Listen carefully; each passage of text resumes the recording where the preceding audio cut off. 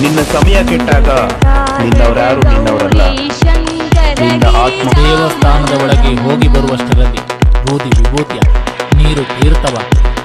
ನಿಯತ್ತಾಗಿರ್ತಾರಲ್ಲ ಅಂತವ್ರಿಗೆ ಯಾವಾಗ್ಲೂ ಒಂದ್ ಸ್ವಲ್ಪ ಪೊಗರು ಜಾಸ್ತಿ. ಯಾಕಂದ್ರೆ ಮಾತನಾಡಿದರೆ ಸಮಸ್ಯೆ ಸಾವಿರದ, ಮೌನದಲ್ಲಿ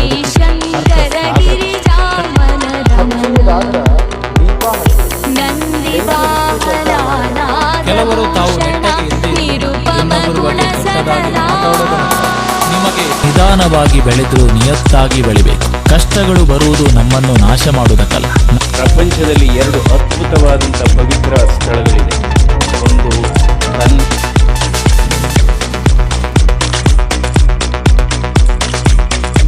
ನಾನು ಸರಿಯಾಗಿದ್ದೀನಿ ಅನ್ನೋದು ನನಗೆ ನನ್ನ ಮನಸ್ಸಾಕ್ಷಿ ಮತ್ತು ದೇವರಿಗೆ ಗೊತ್ತಿದ್ರೆ ಸಾಕು. ನನ್ನ ಬಗ್ಗೆ ನಾನು ಸರಿಯಾಗಿದ್ದೀನಿ ಅನ್ನೋದು ನನಗೆ ನನ್ನ ಮನಸ್ಸಾಕ್ಷಿ ಮತ್ತು ದೇವರಿಗೆ ಗೊತ್ತಿದ್ರೆ ಸಾಕು. ನನ್ನ ಬಗ್ಗೆ